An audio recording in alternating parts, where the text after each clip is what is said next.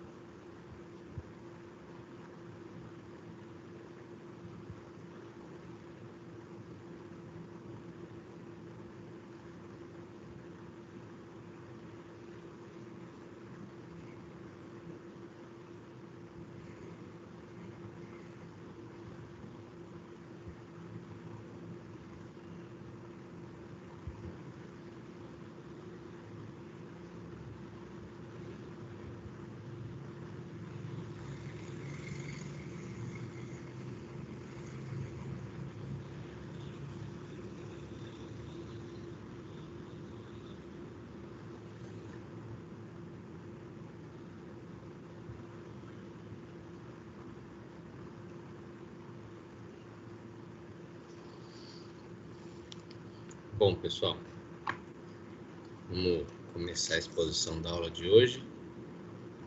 Hoje a gente vai falar um pouco mais sobre eventos de responsabilidade, tá? Então, dentro da temática do direito na internet, direito digital, a ideia é apresentar, não detalhadamente, os tipos penais, mas quais são os crimes cibernéticos mais comuns.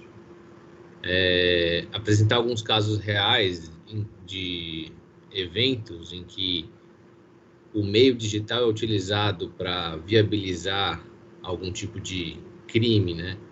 Falar um pouco sobre segurança da informação e a relevância do tema da segurança da informação na temática da responsabilidade, da segurança no ambiente digital.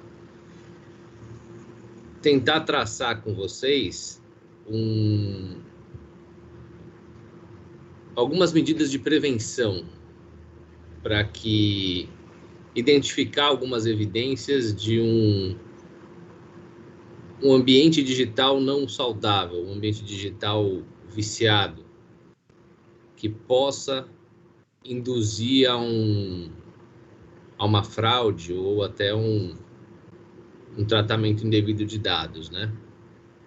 E tudo isso com o objetivo de falar sobre esses eventos de responsabilidade. Também aproveitando o que a gente já viu sobre responsabilidade civil no Marco Civil da Internet, a gente retoma um pouco sobre isso, mas já num contexto não só do Marco Civil, tá? Então, e os últimos slides vão ser alguns slides mais para vocês terem aí como material de consulta, com tipos penais, artigos e artigos do Código Civil, artigos do Marco Civil e outras legislações que abarcam essas questões envolvendo a responsabilidade no ambiente digital. E tudo isso diz respeito a eventos de responsabilidade na internet. Então, é importante para que a gente caminhe, fazer sempre aquela contextualização da sociedade da informação, né?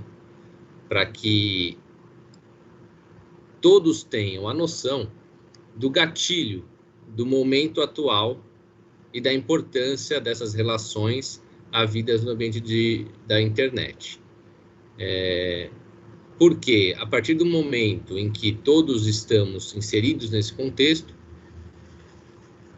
é uma demanda que atende a uma coletividade. Então, buscar evidências digitais, noções de um caso concreto, do cometimento de um crime cibernético, como preservar essas evidências para fins de instrução processual.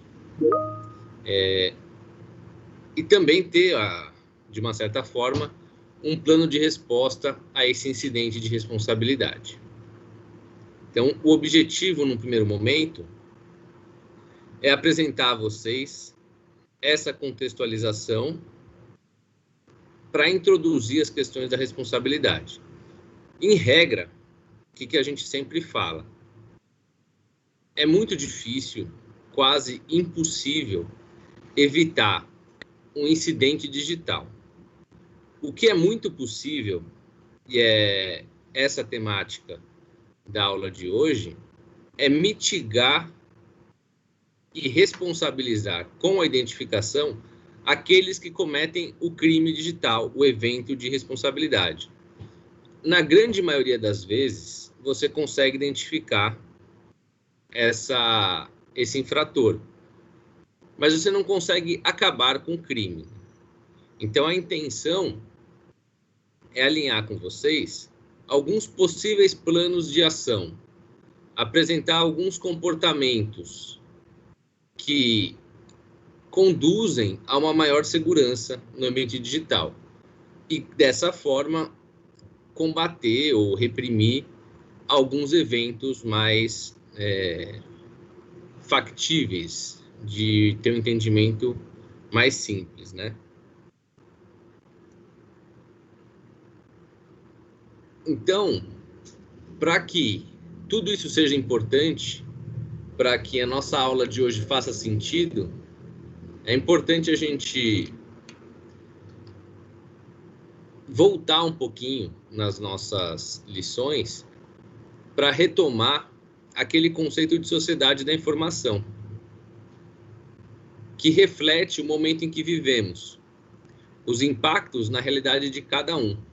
Como que nós migramos as nossas atividades do mundo físico para o mundo digital, seja para fazer compras ou fazer movimentações bancárias ou atividades de estudo, ou tudo, na verdade, pelo ambiente digital. Algumas gerações, as que não foram criadas nesse contexto, mas sim já tinham anos aí de criação e foram jogadas no ambiente digital por conta das revoluções da tecnologia, elas têm mais dificuldade, porque a humanidade, de uma certa forma, no geral, ainda é uma humanidade analógica. E o comportamento digital, o comportamento no ambiente da internet, ele requer algumas regras de comportamento. Em especial, aquelas regras que refletem em alguns atos que encadeiam riscos maiores para o usuário. Aquela velha ideia de ser uma terra sem lei, ou até mesmo que na internet se pode tudo. Isso decorre de uma ausência de uma educação digital. Então, a transição da fase física para a digital, sociologicamente, ela é estudada e falada por grandes pensadores. E alguns desses eu até recomendo que, caso alguém tenha interesse, tem 3 pensadores que a leitura é muito válida para entender o momento em que nós vivemos aqui, né? Um deles é o Zygmunt Bauman, que fala sobre a vigilância líquida, como que é essa sociedade. O outro é o livro A Sociedade em Rede, do Manuel Castells. E também tem um muito recomendado e que eu também recomendo a vocês, para aqueles que gostam, né? Que é a Liberdade Vigiada, de Franco Bernabé. Então, esses autores estudiosos, nem tanto do direito, mas do campo da sociologia, da filosofia, eles se predispõem a estudar essa nova realidade, esse novo contexto social. E partem de uma análise de estudo a partir dos riscos que acabam atingindo a humanidade com essa nova sociedade de informação. Então, esses autores, por exemplo, eles expõem claramente questões rotineiras que são de difícil percepção, tais como aquelas de que o ser humano ele já é vulnerável à tecnologia, porque ele não foi criado para viver unicamente da tecnologia, pela tecnologia, com a tecnologia. Esses com gerações mais conflituosas com a tecnologia, né? Gerações mais antigas. E essa ausência de educação digital os torna ainda mais vulneráveis aos crimes praticados no ambiente virtual. É interessante essa análise, esse estudo, esse viés analítico, justamente porque isso vai repercutir em como esses cidadãos vão interagir com a tecnologia e também como eles vão ser alvo daqueles que se aproveitam dessa hipossuficiência ou dessa ausência de educação digital para fazer dessas pessoas vítimas, geralmente idosos, aposentados, pessoas que ingressam no ambiente digital, na internet, sem ter a dimensão de quão problemático podem ser algumas atitudes praticadas no ambiente digital. E o principal fato que merece atenção se dá a justamente aquela percepção equivocada de que na internet você não tem uma lei. A lei não se aplica às negociações, às relações havidas na internet. E com isso você permite, até que inconscientemente, uma maior liberdade de manifestação, expressão de vontade. E que com isso você não estaria cometendo um ato ilícito, você não estaria ofendendo, você estaria acobertado pelo próprio sistema, pelo ambiente da internet, que te tornaria anônimo perante os demais usuários. E nesse ponto, esse julgado que nós já falamos sobre ele é paradigmático, né? Ele é um julgado que transcende o estudo do direito digital. Porque ele trata, no primeiro momento, apenas no que diz respeito ao crime digital, ao crime virtual. Mas a importância dele se dá na conclusão, em que o ministro Sepúlveda Pertence, ele entende, ele expõe no seu voto que a conduta criminosa ela pode ter sido executada por algum meio técnico criado após a edição da lei. Mas isso não significa que se precisa ressignificar a lei para poder punir aquele crime. Só porque o meio técnico, o meio do cometimento do crime é diferente. Isso ele faz com aquela passagem que nós já comentamos aqui, né? Que a invenção da pólvora não reclamou a redefinição do homicídio para tornar explícito que o homicídio por meio de arma de fogo era coberto pelo artigo 191 do Código Penal, ou seja, matar alguém. A internet tinha muito dessa falsa impressão nos seus primórdios aí. Isso nem é tão longe, tá, pessoal? Estou falando de década de 90, início dos anos 2000. Hoje a gente já tem algum cenário legislativo que nos proteja, mas a evolução dele que levou a muitos desses estudos e necessidade para que o legislador se movimentasse para proteger o ambiente, né, digital. Então, a bem da verdade, a internet é apenas mais um meio para o cometimento de crimes. E se é um crime, ele vai ter que ser inserido na legislação.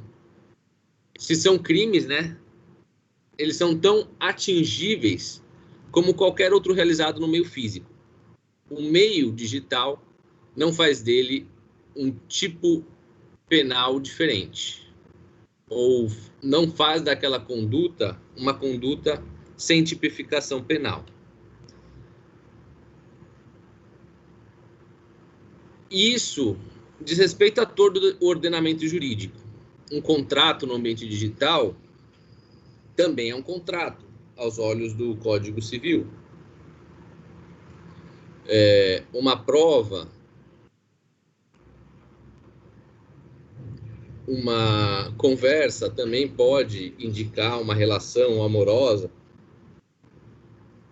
Então, tudo isso se reflete partindo desse entendimento, desse julgado do STF, sobre o cometimento de crimes.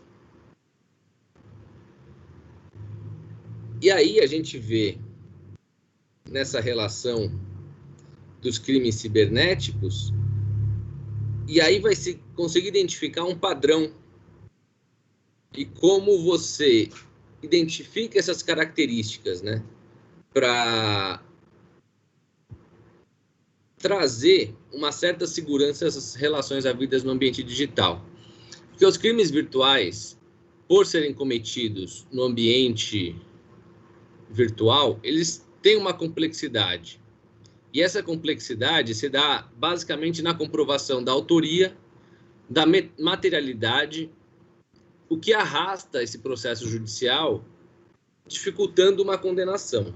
Mas não quer dizer que isso é impossível, tá? Então, só de vocês já terminarem esse semestre com essa falsa impressão de que a internet é uma terra sem lei, se vocês abolirem isso da lógica jurídica dos eventos realizados no ambiente digital, já é um semestre vitorioso, porque a gente está aqui, nesse primeiro bloco de aulas, na 7ª aula, falando a exaustão de como essas relações são regulamentadas dentro do que já existia, depois com o Marco Civil, e agora nessas novas relações a gente vai falar das outras no segundo bimestre. Então eu já me dou por bastante satisfeito se essa máxima já não for mais uma máxima para vocês, de que a internet é uma terra sem lei que você pode fazer o que quiser. Não sei se vocês ficaram sabendo, mas na semana passada a Polícia Federal identificou os responsáveis por aquele mega vazamento de dados que foi noticiado aí na imprensa no começo do ano. 220 milhões de dados pessoais vazaram na internet, estavam sendo negociados pela Deep Web. Então, eram criminosos altamente qualificados, com meios técnicos aprimoradíssimos e que foram identificados pela Polícia Científica, pela Polícia Federal.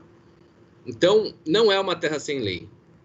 Nós, como operadores de direito, a gente vai ter a preocupação na defesa dos nossos clientes de garantir a identificação e de que meios se é possível identificar aquele autor de um ilícito, de uma ofensa pessoal ou de uma pornografia de vingança, do que a internet poderá viabilizar de eventos de responsabilidade.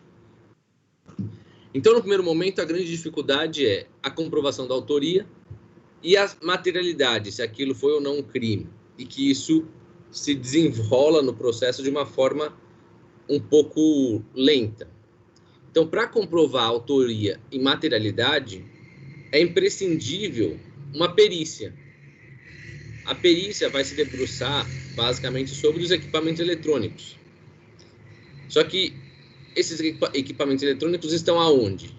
Estão na posse do criminoso. Então, você vai precisar de uma ordem judicial que autorize a busca e apreensão desse maquinário, ou ainda a quebra do sigilo por meio de uma ação judicial. Tudo isso demanda tempo, é custoso, mas é possível. Então, essas características acabam trazendo ou reforçando essa máxima de que você estaria, de uma certa forma, protegido no ambiente digital. Elas são quase que imprescindíveis para a apuração do responsável. Então, quais são as características dos crimes e dos eventos de responsabilidade no ambiente digital? O anonimato, a alta potencialidade lesiva, a territorialidade, necessidade de trabalho pericial para alcançar autoria e materialidade, uma investigação privada concomitantemente a um processo judicial, compartilhamento de login e senha, coleta indevida de dados e a própria engenharia social. Vamos detalhar mais para vocês essas características. A gente está falando de um evento de responsabilidade no ambiente digital. Então, ou é um ilícito civil ou um ilícito penal. Ou até mesmo um ato de infração nas relações de trabalho. Como que você vai identificar, ou quais são as dificuldades para você identificar esse evento? Como que esse evento ele pode ser caracterizado como sendo um evento de responsabilidade? Por esses pontos, essas principais características. Então, o evento de responsabilidade no mundo digital, ele acaba sendo uma opção do criminoso. Não é que ele fez sem querer. Ele, muitas vezes, opta pelo crime no ambiente digital, em detrimento do mundo físico. Por quê? Porque você tem a figura do anonimato. Essa é uma característica muito frequente nos eventos de responsabilidade. O infrator, né, o criminoso, ele, no primeiro momento, consegue se manter anônimo. Ele se esconde por meios de programas que dificultam a sua identificação. Um perfil falso numa rede social, ou até mesmo aqueles bloqueadores de IP que comentamos algumas aulas passadas. Então, vocês têm dificuldade de identificar por ele utilizar uma porta lógica de acesso com vários outros IPs. Então, são várias ferramentas de que o infrator pode se socorrer para se manter em anonimato ou tentar um anonimato. Além do anonimato, outra característica dos eventos de responsabilidade no ambiente digital, na internet, é que eles têm alta potencialidade lesiva. Em que sentido isso, professor? Por exemplo, quando você vê uma vítima de um crime físico, né, um crime lesão corporal, você sente esses acontecimentos, ou você é a vítima, ou você é a testemunha, no exato momento da realização do ato criminoso. Uma briga, ou um acidente de trânsito, ali foi o milésimo de segundo do minuto em que o evento aconteceu. Se ele não foi registrado por imagens, se ele não foi registrado por fotografias, somente o ofensor, o ofendido e as testemunhas que estavam naquele local têm conhecimento da lesão. No ambiente online, não é sempre assim. O evento de responsabilidade no ambiente da internet, ele é silencioso, clandestino até. E muitas vezes a vítima não se dá nem conta de que foi vítima de uma fraude. Ou até mesmo a garota não sabe que as suas imagens íntimas do seu relacionamento com o ex-namorado foram utilizadas numa pornografia de vingança. Ou até mesmo que um colega de classe no ensino médio ou no ensino universitário está sendo alvo de bullying, cyberbullying pelos demais colegas, ou está sendo stalkeado. Então, são eventos de responsabilidade que têm uma certa clandestinidade. E quando você se dá conta, primeiro, esse evento já ocorreu, diferentemente do mundo físico, que você assiste o evento ao crime no exato momento em que ele está acontecendo. Na maioria das vezes, no ambiente digital, no ambiente da internet, quando você toma conhecimento daquela matéria, daquela ofensa, daquele vídeo, daquela foto que está circulando no ambiente digital, aquilo já foi postado, aquilo já está concretizado. Então, o evento já aconteceu, a calúnia, a injúria, a difamação. Eles acontecem sem que a vítima se atenha. Em alguns casos, em alguns eventos, geram tamanha repercussão que eles chegam em poucos minutos a se tornar um viral e você tem uma extensão de potencialidade lesiva inimaginável. Então, se minutos são potencialmente lesivos, imagina 24 horas, 48 horas.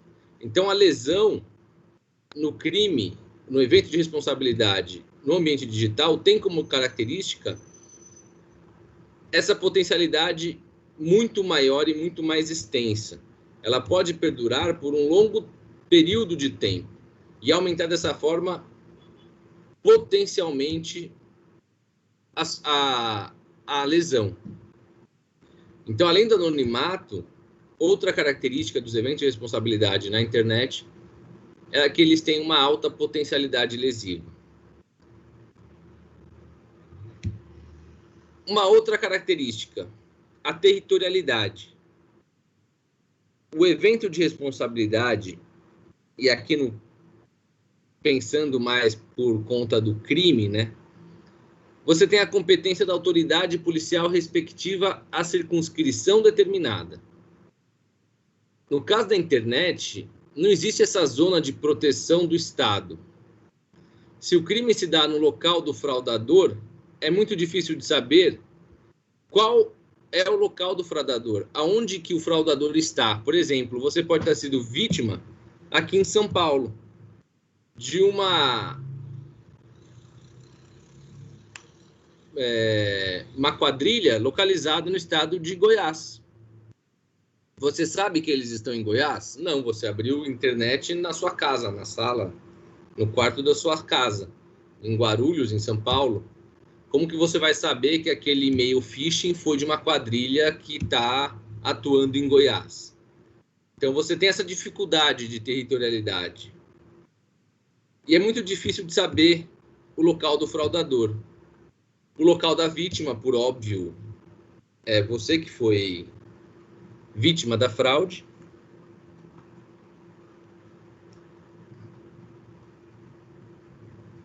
E tem a questão do local do reflexo do crime.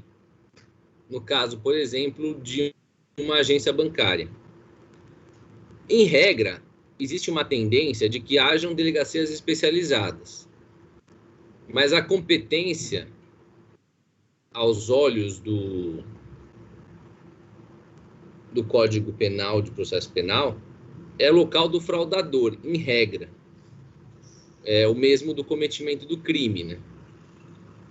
Aqui eu não vou me aprofundar, porque não é muito a minha praia, mas você tem essa discussão no que diz respeito à territorialidade. Por que a importância de você ter essa regra do local do fraudador após a identificação do fraudador? Porque você vai ter facilidade em relação a medidas de interrogatório, oitiva de testemunhas e demais atos processuais penais. Mas é uma dificuldade, porque no primeiro momento o crime vai ser notificado pela vítima e somente depois de uma apuração mais detalhada que você vai conseguir identificar o fraudador. No caso de um crime físico, ainda fazendo paralelo do tópico anterior, o criminoso e a vítima estão ali, né? No mesmo local. Então, você não tem muito essa discussão. Nos crimes virtuais, nos eventos de responsabilidade no ambiente digital, essa característica se faz presente. Uma outra característica que é quase que uma constante nos processos judiciais envolvendo o debate sobre eventos de responsabilidade na internet. É praticamente impossível você concluir o processo sem que haja uma perícia judicial, perícia técnica, para alcançar a autoria e a materialidade. Então, a perícia ela é tida por muitos como imprescindível para identificar a autoria e a materialidade. Somente com os registros das máquinas fraudadas, você vai poder saber o que foi feito e quem fez aquilo. Então, tudo isso depende de uma perícia. Você vai identificar pela perícia que aquilo era um e-mail phishing, que aquilo instalou na sua máquina um programa espião de coleta de dados, ou que criou uma conta bancária fake, ou uma conta de rede social fake. Você vai conseguir identificar como pegar pela perícia o IP da máquina e conferir com as informações reais da fraude e dos demais eventos. Então, essas perícias técnicas dependem da disponibilidade dos institutos de criminalísticas que atendem toda a demanda do Estado. Ou ainda, tem alguns estados que não possuem esse tipo de perícia especializada, você vai ter que se assessorar de órgãos da iniciativa privada para viabilizar a perícia técnica no Poder Judiciário. Então, aqui em São Paulo, por exemplo, falando em delegacias, nós temos 2 delegacias especializadas em crimes digitais.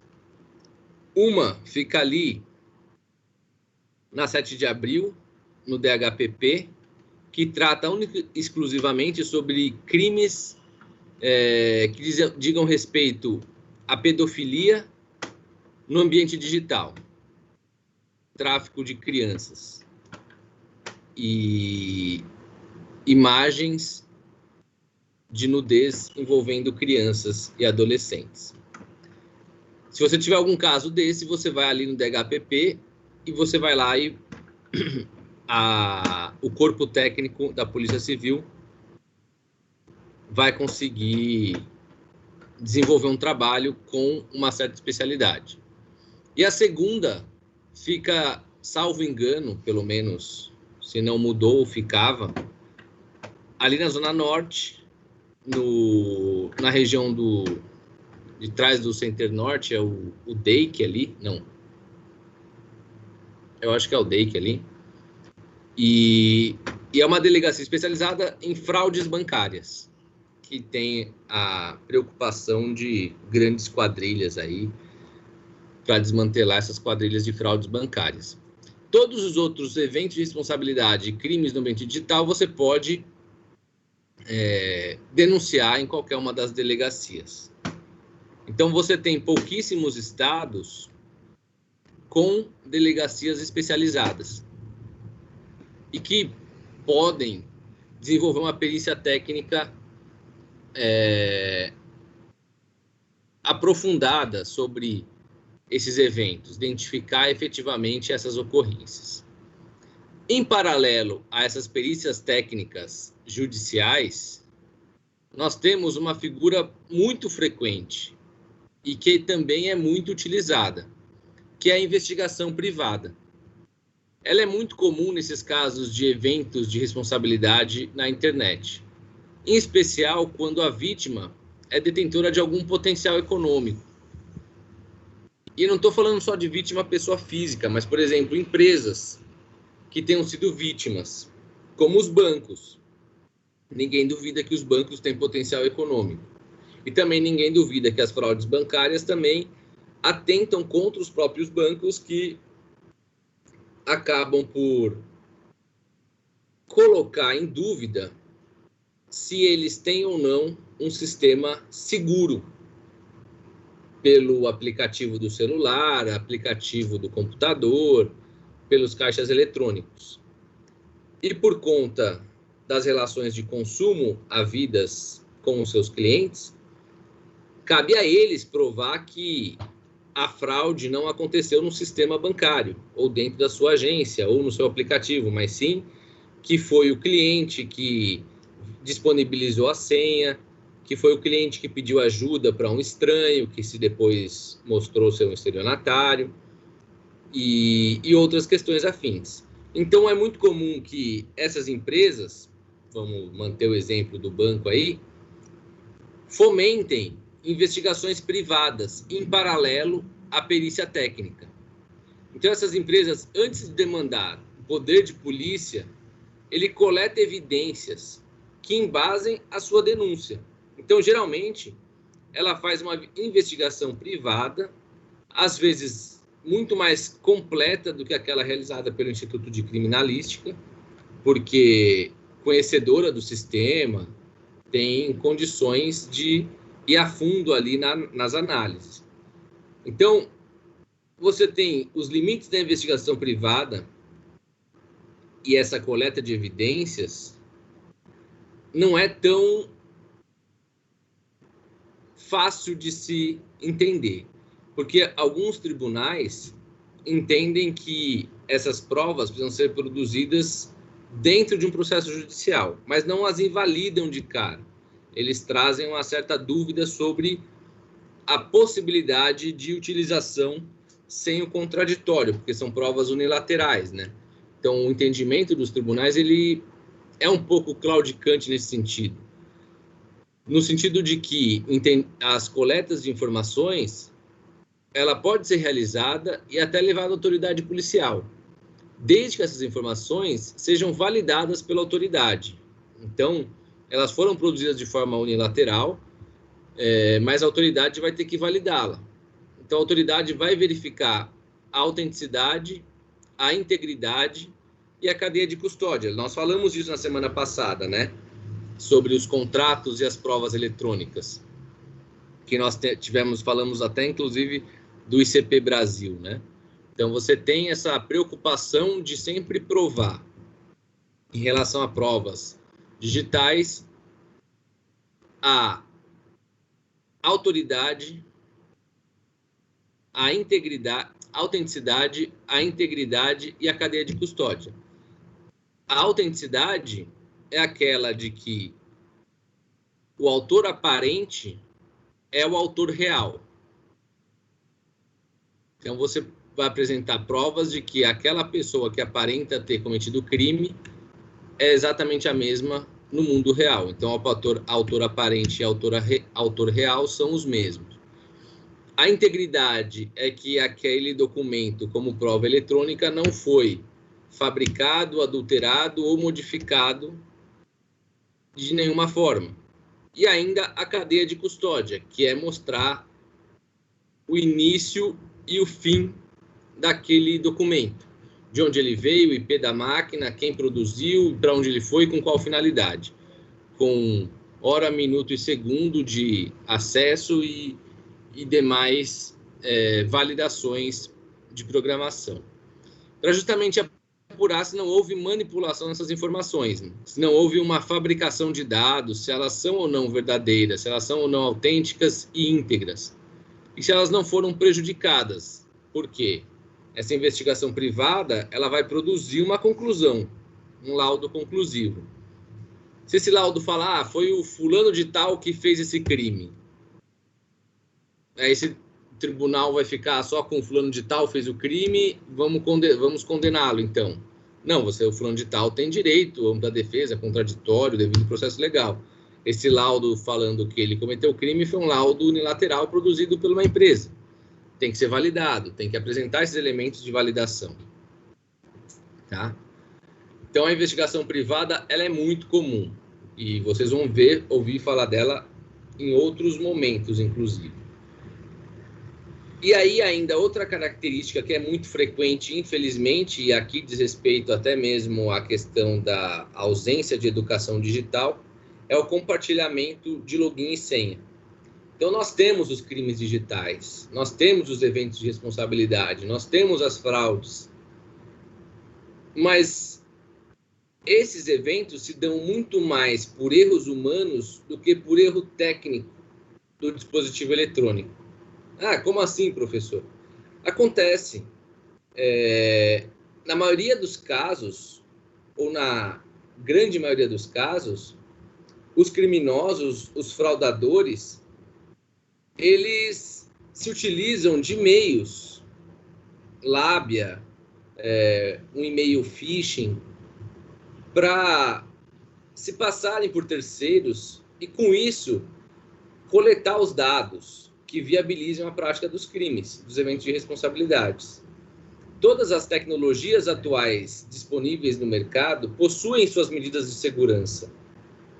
E é muito difícil você encontrar uma empresa lançando um aplicativo no mercado sem uma medida de segurança implementada.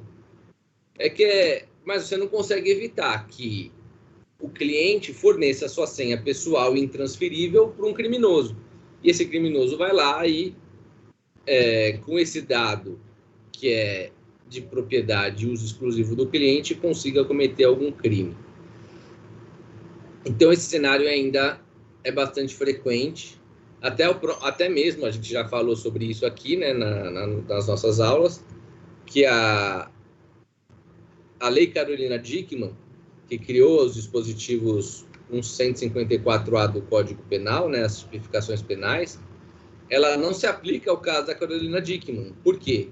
Fala sobre invasão, coleta, armazenamento e divulgação de imagens coletadas na invasão de dispositivos eletrônicos, sendo que no caso da Carolina Dickmann não houve invasão. Ela forneceu a sua senha pessoal para que o operador técnico da loja pudesse fazer uma manutenção no seu computador pessoal. E lá encontrou as imagens da atriz. Ou seja, ela não teve essa educação digital. Não estou dizendo que isso justifica o uso absurdo que aqueles técnicos fizeram daquelas imagens.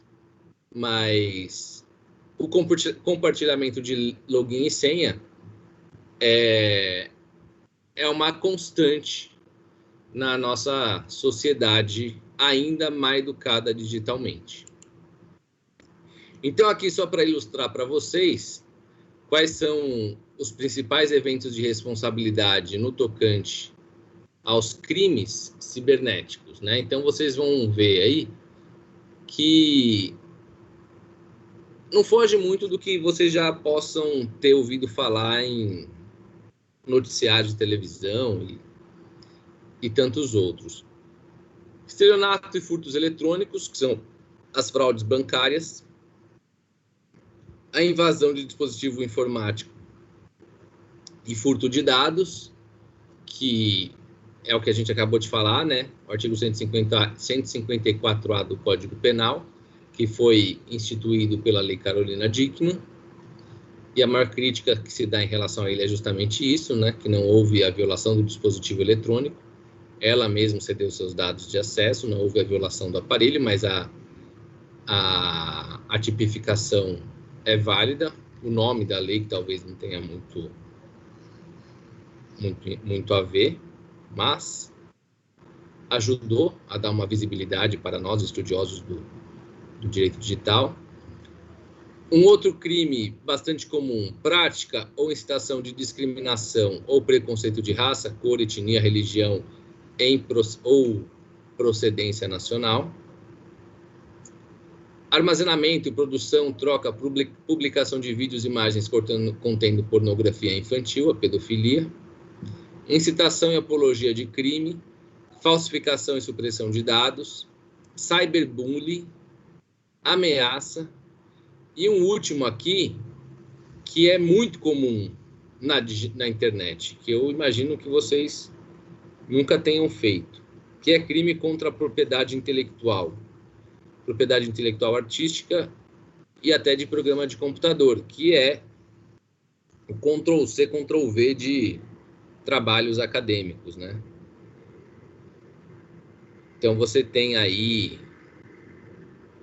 uma facilidade de pesquisa, de acesso à informação, que também traz consigo uma maior facilidade na produção científica, né? Produção acadêmica. Então, vocês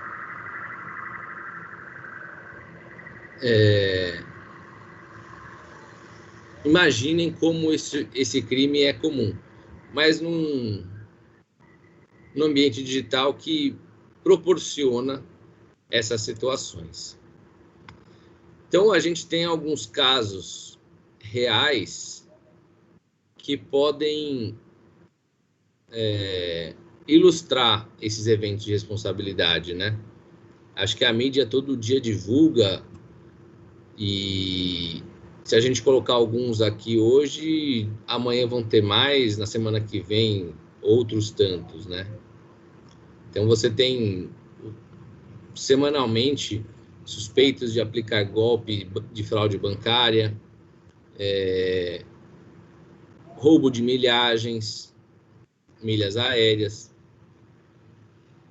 fraude de sinal de TV, aqueles aparelhinhos, né, que desbloqueiam o sinal das operadoras, da NET, da Vivo, Netflix.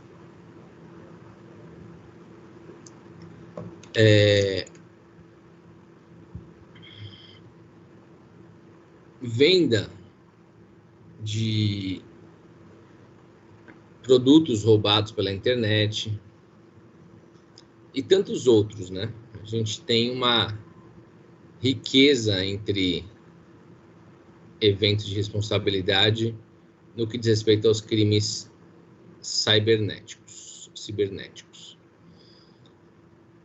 Entrando agora num segundo ponto da aula sobre eventos de responsabilidade, é importante a gente falar sobre a segurança da informação. A gente não vai esgotar o assunto, tá? A gente já falou que isso tem muito a ver com aqueles que estudam tecnologia da informação, mas nós temos cada vez mais tido contato com essa realidade. Então, é importante pensar nas vítimas dos crimes cibernéticos como pessoas físicas e também como pessoas jurídicas. As pessoas jurídicas, elas podem ser vítimas, em especial, nas questões de segurança da informação. esse julgado aqui do Tribunal Superior do Trabalho é um precedente importantíssimo sobre segurança da informação. Ele trata da possibilidade de coleta de evidências em computadores de propriedade do empregador que são de uso dos empregados. Então, é aquele computador que você, quando é contratado, recebe do escritório, recebe da empresa, recebe do local em que você vai trabalhar, que é para o seu uso das suas atribuições laborativas, né? Então,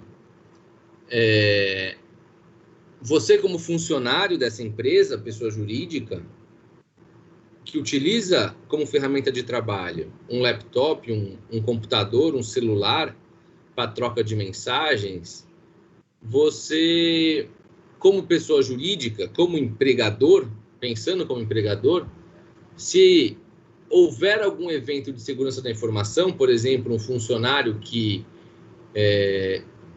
compartilha com um concorrente uma informação importante sobre faturamento, sobre estratégia de marketing da empresa, sobre um plano de ação de uma nova loja, de um novo produto que está sendo lançado. Então, a empresa ela vai precisar periciar esses computadores, mas é uma realidade atual que, por exemplo, esse computador que eu uso aqui para dar aula para vocês é um computador que eu recebi do escritório em que eu trabalho. E ele não faz a menor ideia que eu uso o mesmo computador para dar aula pelo Teams. E é um conteúdo pessoal meu. Eu abro pelo computador o WhatsApp Web. Eu troco e-mails pessoais pelo Outlook. E como que fica essa questão? Até que ponto o empregador pode ter acesso a essas informações? Ele pode simplesmente me demitir, pegar o meu computador e jogar numa perícia e ter acesso a todo e qualquer tipo de conversa que eu mantive durante o uso dessa máquina, seja no WhatsApp Web com a minha esposa, com a minha mãe, com os outros familiares, com os amigos, com o grupo do futebol, com os alunos da FIG, ou eles só vão ficar limitados a terem acesso às trocas de mensagens que digam respeito à minha função laboral no exercício das minhas funções laborais, né? Por isso que esse julgado, ele é relevante. O Tribunal Superior do Trabalho já definiu que esses computadores, essas máquinas, podem ser acessados. Eles podem ser periciados, desde que existam algumas políticas internas muito bem estabelecidas e difundidas, de que o funcionário ele tem a certeza, ele é informado de forma peremptória que o equipamento é de propriedade da empresa e tem finalidade corporativa, e que, por isso, ele será monitorado.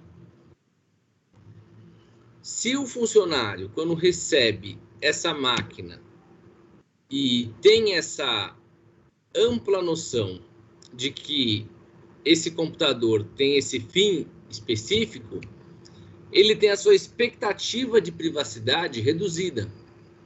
Então, ele não vai poder alegar que uma perícia em cima da sua máquina pessoal, seu celular corporativo ou seu computador corporativo, vai atentar contra a sua privacidade, porque a sua expectativa de privacidade é reduzida por conta dessa política interna de divulgação maciça e massiva de que aquele computador é exclusivamente para o uso corporativo. Então, com essa expectativa de privacidade reduzida, o empregador tem autorização para periciar a máquina. Então, a ciência inequívoca dessa política de privacidade reduzida engloba a assinatura da política, né, um documento e o ensinamento sobre essa política, treinamentos periódicos. Então, não basta só entregar o computador, colar uma plaquinha no meio do corredor do cafezinho e achar que a política de vigilância está estabelecida. Não, você tem que apresentar a política, o colaborador tem que assinar um documento dizendo que reconhece essa política e você tem que ter treinamentos periódicos com o RH ou quem for o responsável na empresa sobre o uso dessa ferramenta corporativa, um celular ou um computador. Dentre esses documentos, a gente tem aqui, só para vocês terem acesso, né, um breve resumo dessas políticas de governança corporativa. Não sei se vocês já têm essa vida corporativa, já trabalham, já fazem estágio, mas é cada vez mais comum, né, esse tipo de preocupação, compliance, governança corporativa, segurança da informação, até mesmo para que as empresas consigam monitorar os seus funcionários, né? Vocês viram aí nas delações aí da Lava Jato, várias empresas sendo levadas para o ralo por conta dos seus diretores, presidentes, funcionários se envolverem em esquemas de corrupção e depois as empresas ficaram a reboque desses funcionários envolvidos nesses escândalos. Então, hoje, as regras de compliance e de governança corporativa são muito rígidas para evitar que aconteça um escândalo e a empresa seja pega de surpresa. Então, às vezes, a contratação de um escritório de advocacia por uma empresa demanda que esse escritório tenha regras de compliance. Para vocês verem como essa nova realidade tem sido bastante presente no mundo corporativo, né? Então, a gente tem aqui um breve resumo dessas políticas de governança, né? Como para atender aquele precedente do TST. Então, no caso de um evento de responsabilidade contra uma pessoa física, ela já tem a propriedade sobre seus dispositivos. Então, se você tem o seu celular pessoal, você já tem a posse e a propriedade dele. Então, ela pode, por vontade própria, ceder esse equipamento para uma investigação particular, ou até mesmo para a perícia técnica. E com essa perícia, que essas informações serão acessadas na busca, na procura de elementos e informações que comprovem aquele crime. Agora, quando a evidência é de fácil percepção, por exemplo, mensagem no WhatsApp, post na rede social, e-mail, isso pode ser registrado em uma ata notarial. Então, quando você já tem de cara essa evidência do cometimento do crime, você tem que preservar essa prova por meio de atas notariais. Um dos exemplos. Outros exemplos, esqueci de passar o slide. Aqui sobre esse slide aqui era mais ou menos para vocês terem uma noção de como as empresas têm que se resguardar para conseguir atender essa expectativa de privacidade reduzida. Então, olha a quantidade de documentos: código de conduta de ética interna, regulamento interno de segurança da informação, termo de uso de sistemas da informação, canal de denúncias, políticas de BIOD, canal de denúncias. Essas políticas de BYOD, BIOD, está sendo estimulado cada vez mais que os funcionários tragam os seus próprios aparelhos, o seu computador, o seu celular, e trabalhem com eles, né? E aí eles ficariam mais seguros. Então, segurança da informação nos eventos de responsabilidade diz respeito à proteção do empregador por conta desse julgado do TST. As provas eletrônicas, a gente falou um pouquinho delas na semana passada e eu achei importante trazer aqui por causa desse contexto de evento de responsabilidade. Então, vocês vão ter que fazer a prova ou provar que essa prova eletrônica é íntegra, é autêntica e tem uma cadeia de custódia confiável. Então, a cadeia de custódia, aí nas palavras do Eleutério, que é um grande estudioso de segurança da informação, que eu reproduzo aqui no slide, é o processo de garantia de proteção à prova. O objetivo é assegurar sua idoneidade, a fim de evitar questionamentos quanto à sua origem ou o seu estado inicial. Então, vocês têm, dentro dessa correta preservação da prova, da evidência, o grande senão para a utilização desses meios de provas no ambiente digital. Então, a prova que vai ser colhida, ela vai ter que ser colhida no sentido de que ela é íntegra, que ela não foi adulterada, que ela é autêntica, ou seja, indicar quem é o autor, e a sua cadeia de custódia, de que forma a prova foi colhida e transportada para um equipamento. Tudo isso nós vimos na semana passada, quando falamos sobre os contratos e provas eletrônicas, né? Que o ICP Brasil garante muitas desses registros por conta da MP 2001 de 2000. Eu sempre confundo o número da MP. Ata notarial, não sei se vocês estão familiarizados com esse instrumento, ela é de grande valia para esses eventos de responsabilidade.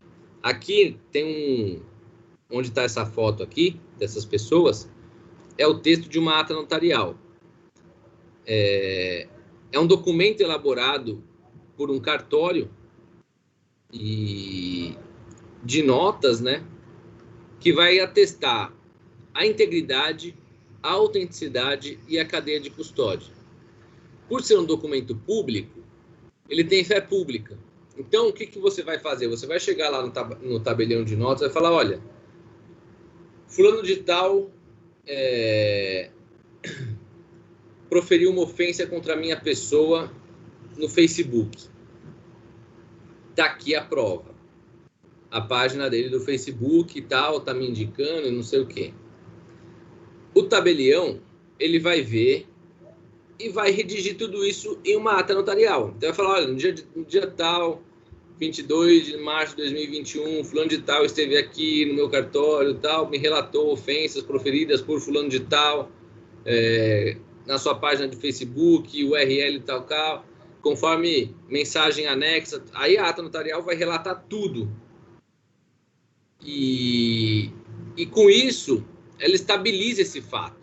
E como ela tem fé pública, porque ela foi produzida perante um tabelião de notas, ou seja, o que tiver na ata é exatamente aquilo que o tabelião viu.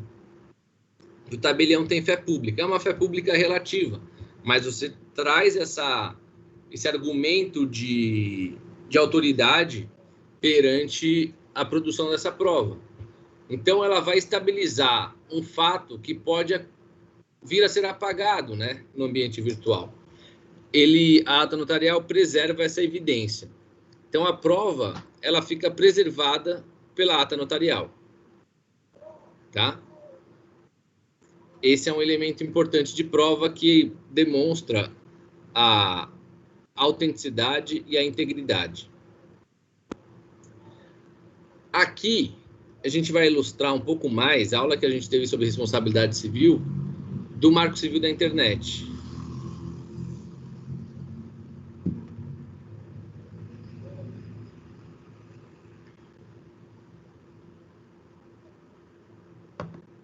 O Marco Civil da Internet, a gente já falou sobre isso, artigo 19, ele autoriza a quebra de sigilo de páginas, e-mails, perfis, para que com isso você tenha acesso à autoria, indícios ou evidências de autoria de alguma publicação. Como é que você viabiliza essa quebra, essa identificação? Nós falamos sobre o conceito de conexão. Vocês lembram que o Marco Civil não fala sobre provedor de conexão, né? Ele fala sobre conexão e sobre aplicação. E depois ele vai falar sobre registros de conexão e registros de aplicação. Quais são os provedores de conexão decorrentes daquele conceito de conexão? Nesse exemplo aqui do quadro, é a TIM, a Vivo, a NET.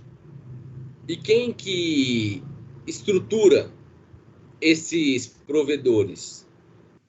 A Embratel, que é a nossa agência de telecomunicações,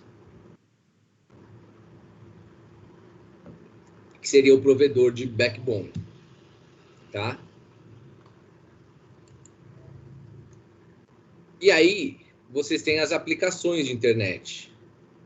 O que são as aplicações de internet? São todos aquelas utilidades no ambiente digital, que não a conexão. Você utiliza a conexão para ingressar na rede mundial de computadores. Uma vez dentro da rede mundial de computadores, tudo aquilo que você interagir, todas aquelas interfaces que você tiver, elas são aplicações. Aí você tem o Facebook, Netflix, YouTube ou até mesmo o Itaú. Então, os crimes, como nós já falamos, eles têm como características o anonimato. E o Marco Civil da internet, ele traz a obrigação de que os provedores de conexão e os provedores de aplicação, eles guardem os dados, os registros de conexão à internet, que foram utilizados para ingressar na rede mundial de computadores, e também os registros de aplicação. E aí a gente vai refazer aquele exercício de uma ofensa gerada pelo Facebook. Então, você pode pedir para o Facebook, com base no artigo 15 do Marco Civil da Internet, que o configura como provedor de aplicação, entregar quais são os registros eletrônicos de conexão, o IP, Internet Protocol, do artigo 5º, inciso 3º do Marco Civil da Internet. Esses registros de conexão, eles foram utilizados para a publicação daquele conteúdo ilícito, naquela data, naquela hora, naquele minuto, naquele segundo. Então, o Facebook vai dizer qual conexão foi utilizada para aquela divulgação. O Facebook vai falar, olha, essa publicação ofensiva foi feita por intermédio da TIM, da Vivo, da NET. Vai indicar qual que é a conexão. Então, ele identifica o registro e fornece mediante ordem judicial. Então, com esse IP fornecido, ou mais de um, você acessa uma consulta pública no site registro.br, em que você vai identificar qual que é o provedor de conexão pertencente àquele IP. Ou o próprio Facebook vai te apresentar. Então, com o provedor de conexão, desculpa, que é aquele que instala o acesso à internet na sua residência, cabo ou telefone, que vai disponibilizar a navegação, com esse registro de conexão, com esse IP fornecido pelo Facebook, você vai identificar se é a Vivo, a TIM ou a NET. Então, você pede, no segundo momento, ao provedor de conexão correspondente os dados do assinante correspondente àquela internet, naquela hora, minuto e segundo. Assim, você chega no computador de quem praticou aquele ato, ou ao menos uma residência, ou um celular. Então, você pode até identificar um local público, um hotel, uma lan house, um restaurante, por meio de conexão Wi-Fi. Em São Paulo, cada estabelecimento deve guardar o login, senha e dados cadastrais. Você vai acessar um Wi-Fi, geralmente você faz um cadastro, né? Nome, RG, etc.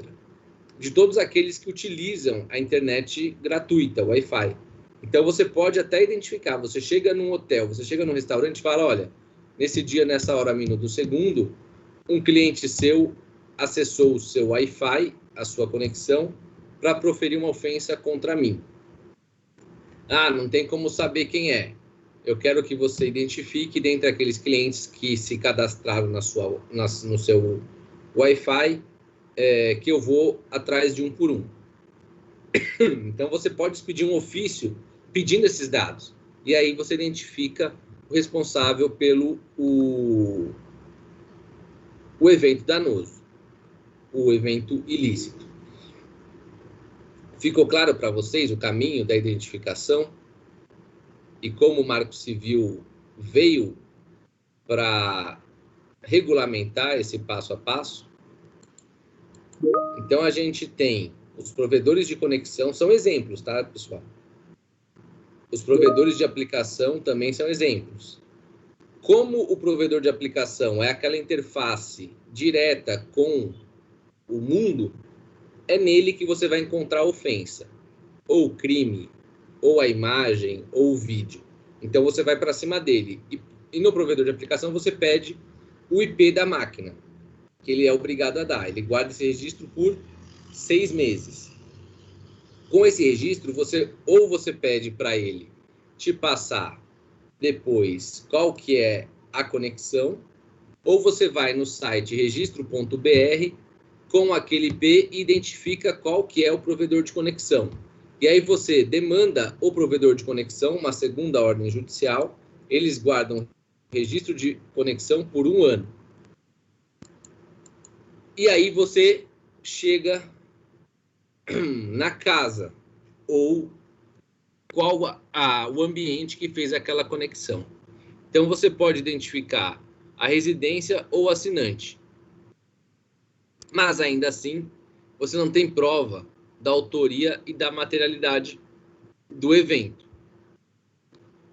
Então, existe a possibilidade, tanto na esfera civil quanto na esfera criminal, de pedir a busca e apreensão dos dispositivos eletrônicos, para que eles sejam periciados no bojo de uma ação civil ou de inquérito policial, sempre por ordem judicial. Você não vai lá invadir a casa do cara e pegar o computador dele. Você fala, olha, por ter feito tal caminho, entrado com uma ação contra o provedor de aplicação, que me passou o IP da máquina, entrei com uma ação contra o provedor de conexão, que me passou o endereço, eu tenho certeza que o computador que proferiu as ofensas está nessa residência. Então, eu quero uma busca e apreensão para me viabilizar o acesso a essas máquinas. E aí você vai periciar por conta dessa busca e apreensão aqueles computadores, celulares e todos os dispositivos eletrônicos dentro daquela residência. Aqui a gente tem outras situações que também são possíveis dentro de um âmbito de processo penal, que eu só trago aqui para vocês para conhecimento, né? Não vou me aprofundar em processo penal, mas são casos, por exemplo, de investigação bastante específicas para crimes digitais, né? Ação controlada, em que você tem a possibilidade de se relacionar com o criminoso ou pedir para o cara dar um pouco de trela para ele, né? Como autoridade policial, né? Qualquer um que vai fazer, e preparar um flagrante, enfim. São regras específicas de procedimento penal. Aqui também, né, eu me preocupei em trazer os dispositivos, né? Nesse caso aqui você tem a questão da infiltração de agentes, o investigador interagindo de novo com o criminoso para coletar informações e tudo mais, tem essa possibilidade dentro do processo penal. Aqui tem um manual simples, né, de como reagir a esses incidentes, basicamente tudo que nós falamos aqui na aula. E os últimos slides são compilações de dispositivos de lei: responsabilidade civil, responsabilização criminal, outros artigos de lei de responsabilização criminal, exposição de intimidade sexual, justa causa e responsabilidade criminal, tem também jurisprudência e uma bibliografia. Então, esses últimos slides, como eu falei logo no começo da exposição, é mais para que vocês tenham essas informações. Eu quero viabilizar uma ação civil de evento de responsabilidade na internet. Aqui tem um compilado de dispositivos, né? Código Civil, tem o Marco Civil da Internet também, no artigo 19, artigo 21, e aí tem a responsabilização criminal, Código Penal, calúnia, difamação, injúria. Aí aqui tem os artigos do Código Penal, você viu que 154A da Carolina Dickmann está aí, concorrência desleal, aí tem outro, 216B, e as referências bibliográficas, tá? Então, sobre o evento de responsabilidade, a ideia da aula de hoje era passar esse universo aí de ações e tipos de defesas cabíveis em um eventual incidente de responsabilidade. Alguém tem alguma dúvida, alguma pergunta, quer fazer alguma colocação? Estou à disposição.